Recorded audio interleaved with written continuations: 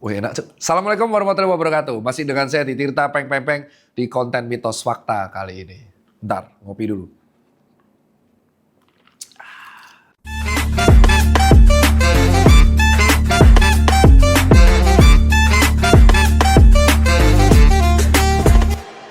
Wih, minum apaan tuh, Pak? Es latte tapi tanpa gula. Tapi kali ini saya pakai oat milk. Wih, kan anak-anak SCBD sama Jaksel kan sekarang substitusinya kalau nggak almond milk, oat milk. Saya pakai oat milk. Ternyata rasanya seger coy. Ini tanpa gula loh, enak. Jadi tahu nggak kenapa aku minum es latte yang ada oatnya? Kenapa tuh, Pak? Karena bagus buat PWO, pre-workout. Jadi 30 menit, 40 menit lagi aku mau kalistenikan sama lari. Gitu. Kamu mau tanya apa emang? Nah, ini mumpung lagi rame. Tadi kan Bapak ngomongin tentang oat nih, Pak. Saya mau nanya nih, Pak, tentang mitos dan fakta dari oat milk itu sendiri nih. Nah, emang benar kalau misalkan susu oat milk itu bisa mengganti susu sapi? Ini jawabannya bagus banget. It depends, Kim. Jadi kalau misal kita akan bahas, ini adalah disclaimer, pemilihan susu oat atau susu sapi itu tergantung preferensi gaya hidup masing-masing kan kawan.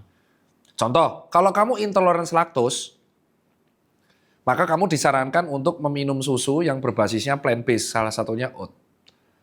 Tapi kalau kita dari paper terkini, dari jurnal-jurnal atau artikel medis terkini, kalian bisa cek dimanapun. Kalau mau gampang, kalian bisa cek chat GPT juga bisa. Bahwa kandungan protein di susu sapi itu paling lengkap. Maka dibutuhkan oleh tubuh, bisa 8-10 gram ya proteinnya di susu sapi, persediaan. Nah kalau di oat itu cuma 2-4. Dan di sapi itu ada kaseinnya, serta kaya sama kalsium dan vitamin B-nya. Kalau di oat milk itu harus difortifikasi dulu, jadi diberikan tambahan. Nah, tetapi ada beberapa kondisi yang menyebabkan orang tuh nggak bisa minum susu sapi.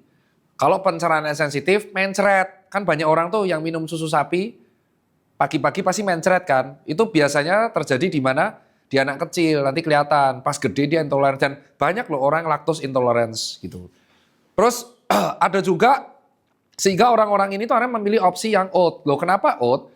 Substitusi, jadi oat itu salah satu choice scheme untuk substitusi bagi orang-orang seperti ini dan sebagai choice untuk gaya hidup. Jadi perkara preferensi, kalau kamu memang tidak ada intoleransi laktosa, kamu boleh meminum susu sapi, nggak ada yang masalah karena memang proteinnya tinggi di susu sapi. Cuman ada beberapa kondisi kalau lactose intolerance gimana? Masa dia harus minum susu sapi? Mencret dong.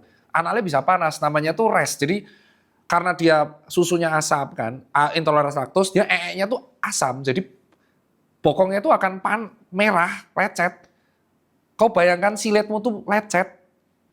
Itu loh kondisi intoleransi laktos dan itu dipaksa terus bisa parah, makanya harus mendapat substitusi gitu kalau dari saya. Nah, tapi kan berarti kan oat milk ini bisa ngegantiin orang yang punya lactose intolerance kan, Pak? Dan bisa juga buat gaya hidup lain, contoh buat ramah jantung sama yang kayak contoh buat opsi biar ramah jantung sama buat untuk canola oilnya buat menurunkan kolesterol. Jadi memang opsi gaya hidup, selang-seling pun nggak apa-apa. Kayak ini kan aku selang-seling. Jadi nggak hanya intoleransi laktosa, karena gaya hidup kamu boleh minumnya nggak apa-apa gitu loh. Kamu kan juga dapat protein nggak hanya dari susu kan, dari dada ayam, dari telur kan. Nah itu bisa. Berarti emang benefitnya banyak loh, Pak, oat milk itu. Iya banyak-banyak aja substitusi, namanya penemuan. Sama halnya sama stevia. Kamu tahu stevia kan? Stevia itu kan gula substitusi. Ya kan? Apakah menjadikan stevia lebih bagus dari gula? Dia nol. Dia bagus buat orang yang pengen merasakan manis tapi nggak ada gulanya bagi darah. Tapi kalau berlebihan juga nggak bagus. Tapi apakah manisnya stevia itu seenak gula? Kan enggak. Tapi akan menjadi alternatif dong. Dan itu pilihan dong. Kamu mau minum stevia boleh nggak? Boleh. Kamu minum gula jagung boleh nggak? Perkara pilihan kan? Ya udah gitu. Nah, tapi yang saya tahu nih, Pak ya, kan biasanya oat milk itu katanya persentase oatnya itu cuma 10%, Pak. Nah ini yang namanya aja milk. Milk itu susu. Berarti mayoritas susu dominannya akan berupa apa? Air. Susu sapi juga kan dominannya air. Kalau kandungan oatnya gede, jadinya bukan air dong, bubur loh, Cok. Kental dong. Susu latte, es latte, oatnya kental. Bubur dong jadinya. Jadi sebenarnya kenapa airnya tuh banyak? Karena memang itu kan perkara konsentrat. Karena dianggapannya susu. ya maka kandungan oatnya 10-12%, sisanya air. Sama seperti sapi, 87% air gitu. Kalau enggak ya kental banget, dan nanti nggak bagus. Jadinya bukan susu, jadinya bukan air, jadinya malah sereal dong atau bubur. Ya nggak apa-apa, kan ada juga oat-oat yang bubur. Sereal kan ada yang bubur oat, bener nggak? Benar. Tapi ya nggak apa-apa, perkara pilihan kan. It's about preference menurutku. Nah, aku baru tahu info nih Pak. Jadi di oat milk itu kan ada canola oil nih Pak. Nah itu katanya bisa menyebabkan inflamasi tuh Pak. Jadi canola oil itu menurutku canola oil itu menurut paper dan beberapa hasil ilmiah itu justru merupakan salah satu agen antiinflamasi dan justru bagus buat jantung Pak, karena salah satu komponennya ada omega 3-nya. Jadi kayaknya tuh ada disinformasi tuh cara baca papernya.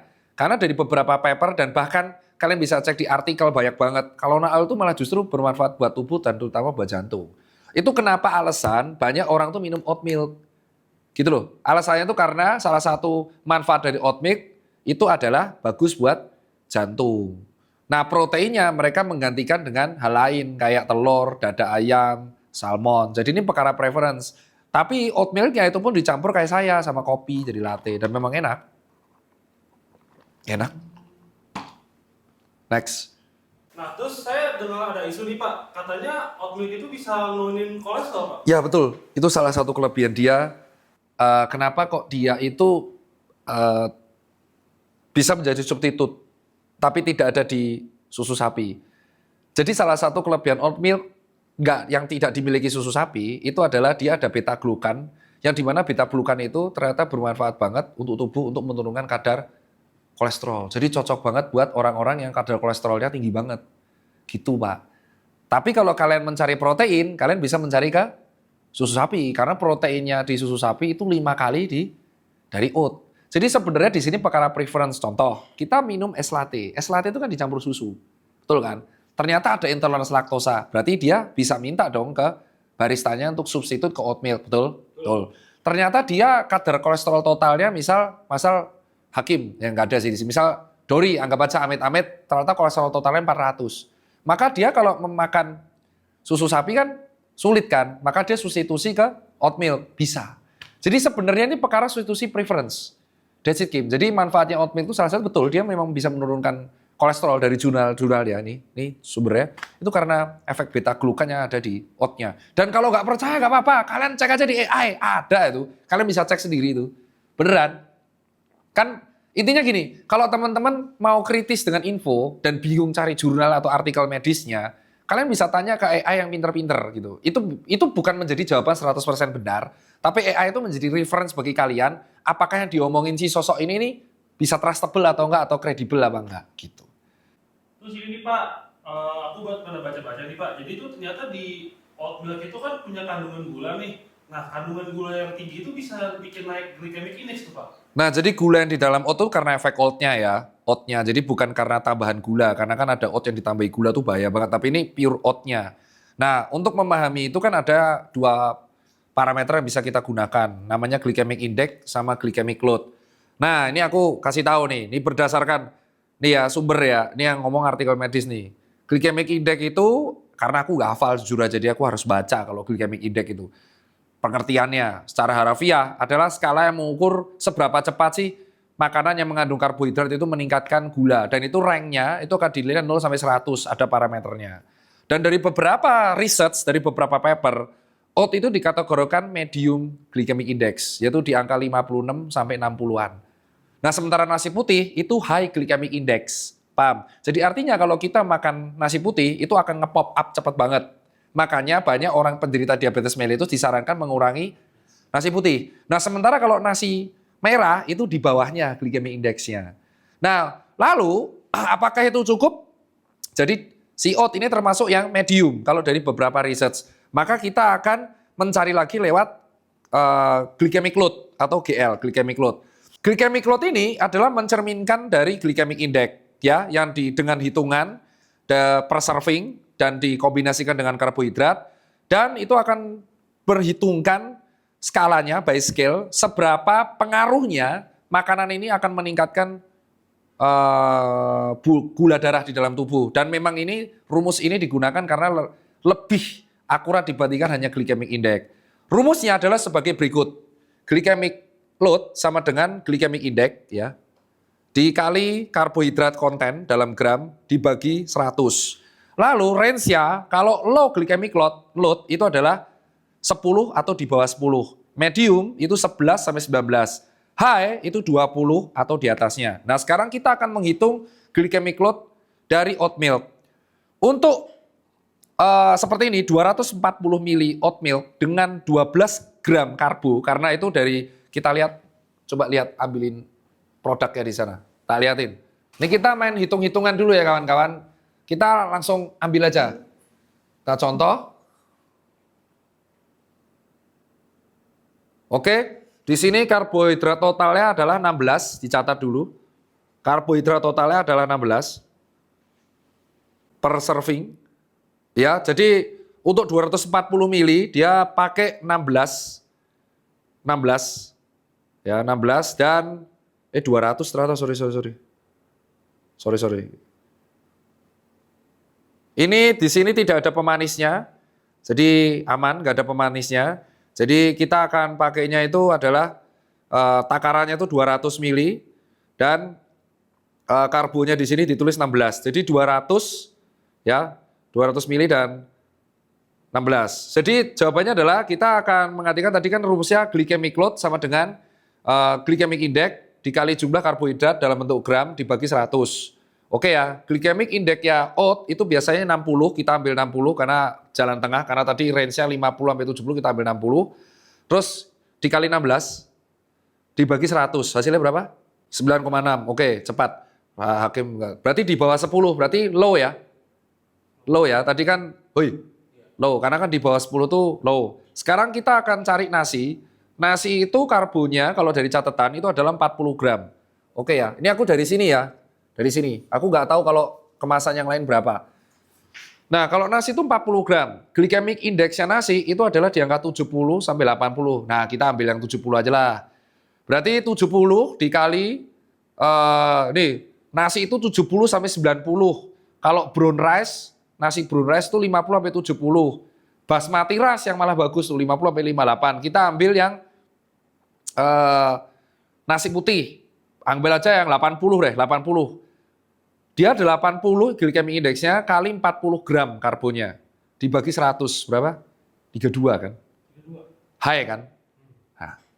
Jadi kalau kita bandingin, berarti si oat milk ini dari hitungan glycemic index dia medium. Dan kalau dia glycemic load dia itu high. Low. Yang high itu nasi putih. Jadi kalau kita membandingkan oat milk dengan nasi putih itu jauh. Gitu. Iya jauh gitu. Artinya memang ini malah kalau kita lihat tadi kandungan detailnya lagi, kita lihat kandungan detailnya lagi ya. Nih, kalau kita lihat kandungan detail, ini menghasilkan 130 kalori, betul. Terus dia proteinnya cuma 1, betul, kalah sama sapi ya. Sapi kan 7 sampai 8 dan karbohidrat totalnya 16. Jadi betul, ini malah bagus buat PWO. Tetapi untuk glycemic index dan loadnya itu lebih rendah daripada nasi putih. Jadi kamu bisa mendapatkan energi dengan glycemic index yang lebih rendah daripada nasi putih. Terus dia loadnya rendah, indeksnya medium. Sehingga dia tidak akan impact-nya separah nasi kalau meningkatkan blood sugar-nya. That's it kawan-kawan. Gitu. Jadi ngitungnya itu berdasarkan glycemic index sama glycemic load Pak.